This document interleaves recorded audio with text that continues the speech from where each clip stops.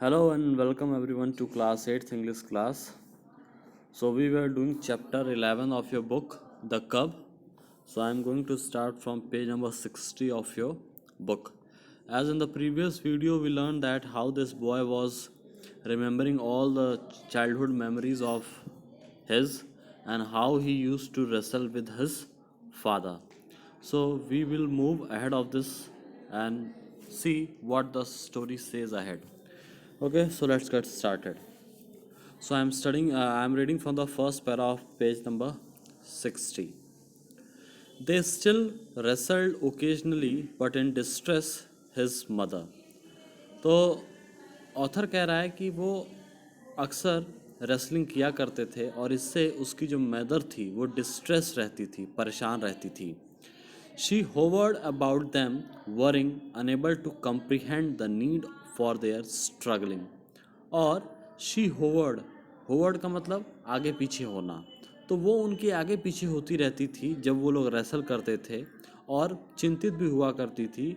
और enable to comprehend, comprehend मतलब समझ न पाना, तो वो समझ नहीं पाती थी कि ये जो लोग स्ट्रगल कर रहे हैं, जो लोग लड़ रहे हैं, इसकी क्या ज़रूरत है. ये जो फादर और सन लड़ रहे हैं, रेसल कर रहे हैं, इसकी ज़रूरत क्या है, ये बात उसकी माँ को समझ में नहीं आती थी. It always ended the same way with the boy upon his back and his father grinning down at him. और ऑथर कहता है कि जो ये रेसलिंग होती थी ये हमेशा इसका एंड एक जैसा होता था. और एंड में होता क्या था कि बच्चा जो है फादर के पीठ पे बैठा रहता था और फादर जो है नीचे दांत निकाल के हंसता रहता था. गिव गिव, और बेटा जो है वो कमांड देता था फादर को कि और कोई मूव देनी हो तो दीजिए. And he got up shaking his head, और जब वो गिव गिव का कमांड सुनता था फादर तो वो उठता था अपने सर को हिलाते हुए. I wish you would not, his mother would say, fretting. और जब वो उठता जो है अपने हस्बैंड से, मतलब उसके फादर से कहती थी कि मैं उम्मीद करती हूँ कि अब आप नहीं लड़ेंगे. और ये बात वो डर के या चिंतित होके कहा करती थी. There is no point in it, और कहती थी कि इसमें कुछ रखा नहीं है. You will hurt yourself, don't do it any more. आप अपने आप को चोट पहुँचाएंगे और इसको आगे करने की ज़रूरत नहीं है. So for nearly a year they had not wrestled, but he thought about it one night at dinner. तो मदर के बार बार कहने से नियरली एक साल तक, करीब एक साल तक दोनों ने रेसलिंग नहीं की. और लेकिन एक रात को जब वो लोग डिनर कर रहे थे तो ये बात दिमाग में आ गई कि हमें आज रेसलिंग करनी चाहिए. किसके दिमाग में? सन के दिमाग में. He looked at his father closely, और जब ये बात उसके दिमाग में आई तो वो अपने फादर को बहुत क्लोज तरीके से देखने लगा. इट वॉज क्वेर, क्वेर मतलब स्ट्रेंज, और जब वो देखने लगा तो उसको बड़ा स्ट्रेंज महसूस हुआ. But his father didn't look nearly as tall as broad shouldered as he used to. तो जब वो देखता है तो वो देखता है कि उसके फादर अब उतने लंबे नहीं लग रहे थे और उतने ज़्यादा उनका शोल्डर भी चौड़ा नहीं लग रहा था जितना पहले लगा करता था उसको. और ऐसा क्यों? क्योंकि अब जो है वो भी टॉल हो चुका है और वो भी उसके जो शोल्डर्स हैं वो ब्रॉड हो चुके हैं. इस वजह से उसको अपने फादर का हाइट और शोल्डर उतना ज़्यादा ब्रॉड नहीं लग रहा था. He could even look his father straight in the eyes now, और अब वो अपने पापा की आंखों में डायरेक्टली आंख मिला के देख सकता था. उस लेवल तक पहुंच गया था, उस हाइट तक पहुंच गया था. How much do you weigh dad, he asked. और ये देखते देखते वो अपने पापा से पूछता है कि पापा आपका वजन कितना होगा. His father threw him a mild glance, तो हल्का सा फादर उसकी तरफ देखते हुए, अबाउट द सेम, अबाउट 190. तो फादर कहते हैं वही 190 जो है वेट मेरा होगा. Why? The boy grinned, just wondering. और ये जब बताते हैं कि 190 होगा तो पूछता है क्यों, क्यों इतना ही. और ये कहते हुए बच्चा जो है हंसता है. But after a while he went over to his father where he sat reading the paper and took it out of his hands. लेकिन कुछ देर बाद वो अपने पापा के पास जाता है जहाँ पे उसके फादर बैठ के पेपर पढ़ रहे होते हैं और वो पेपर जो है उनके हाथों से वो ले लेता है। His father glanced up, his eyes at first questioning and then narrowing to meet the challenge in his sons. तो जब वो पेपर ले लेता है तो उसके फादर जो है उसकी तरफ देखते हैं, तो पहली बार जब वो देखते हैं तो उनकी आंखों में एक क्वेश्चन रहता है कि तुमने ये पेपर क्यों ले लिया। लेकिन उसके बाद वो समझते हैं कि ये ऐसा क्यों किया इसने, तो वो अपनी आंख को नैरो करते हुए वो समझ जाते हैं कि ये मुझे चैलेंज कर रहा है रेसलिंग के लिए, और वो जो है चैलेंज के लिए तैयार हो जाते हैं, मन ही मन उसको एक्सेप्ट कर लेते हैं। So he said softly come on dad. तो बच्चा जो है समझ जाता है कि फादर अब तैयार हो गए हैं, तो बड़े ही सॉफ्ट तरीके से बोलता है, डैड कम ऑन, आज रेसलिंग हो जाए। His father took off his coat and began to unbutton his shirt. तो ये चैलेंज जब एक्सेप्ट हो गया तो फादर जो है अपनी कोट को निकालते हैं और अपने शर्ट की बटन को ओपन करने लगते हैं। You asked for it he said. और फादर खोलते हुए कहते हैं कि तुमने इसके लिए कहा है और इस वजह से मैं ये कर रहा हूँ।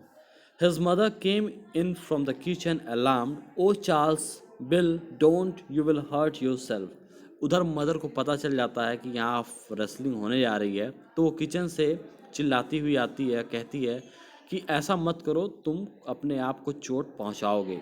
But they paid no attention to her. लेकिन वो दोनों अपनी माँ की और अपनी वाइफ की बातों पे अटेंशन पे नहीं करते हैं। They were standing now their shirts off. और अब वो खड़े थे शर्ट को उतार के। They watched each other intent and purposeful. और वो एक दूसरे को देख रहे थे किसी एक पर्पस के लिए, और वो पर्पस क्या था? Wrestling. The boy's teeth gleamed again. तो बॉय जो है वो चिढ़ाने के लिए मुस्कुराता है। They circled for a moment and then their hands closed upon each other's arm. तो पहले स्टार्टिंग में वो सर्कल फॉर्म में मूव करते हैं और उसके बाद दोनों एक दूसरे को हाथ से उनके आर्म्स को पकड़ के बहुत ही ज़्यादा करीब हो जाते हैं, जैसे रेसलिंग स्टार्ट होती है।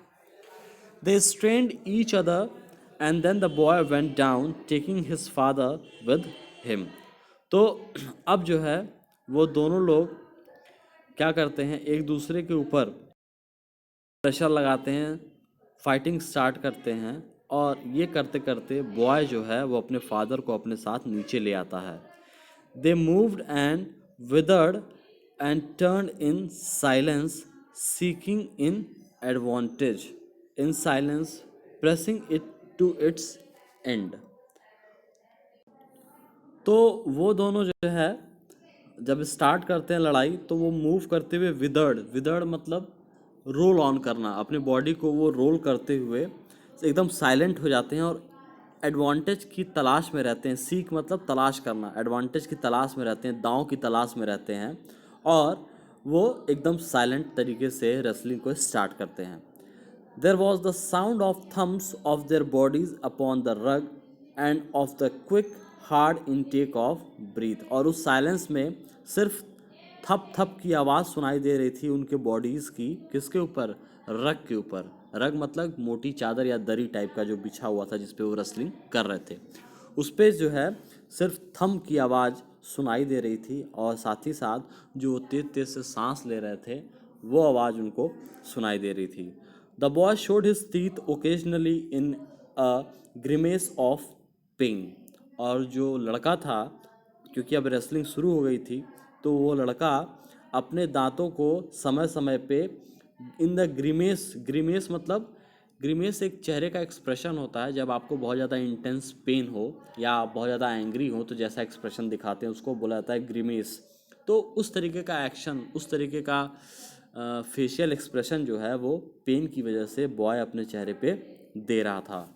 His mother stood at one side, both hands pressed against each year. और उसकी माँ जो है एक तरफ खड़ी थी और अपने दोनों हाथ को अपने कानों पे लगा के कानों को जोर से दबा रही थी। उसको वो साउंड, जो पेन की साउंड है, वो उसको चुभ रही थी। Occasionally her lips moved but she did not make a sound. और कभी कभी बीच बीच में उसकी लिप्स जो है वो मूव कर रही थी, लेकिन वो कुछ आवाज़ नहीं कर रही थी, मीन्स वो मन ही मन प्रे कर रही थी, और उस वक्त लिप्स जो है, उसके लिप्स जो है वो मूव कर रहे थे। After a while the boy pinned his father on his back, give he demanded. और कुछ देर बाद जो लड़का है वो फादर को पीछे से जकड़ लेता है और कहता है कि अब कोई मूव दीजिए। His father said heck no, and with a great effort he push the boy off and the struggle began again. और फादर जो है वो बड़े ही एफर्ट के साथ, बड़ी ही ताकत के साथ बॉय को पुश करता है, ढकेलता है दूसरी तरफ, और फिर से जो है स्ट्रगल स्टार्ट हो जाती है। So this is now for today. We will do the rest of the chapter in the next video. Thank you.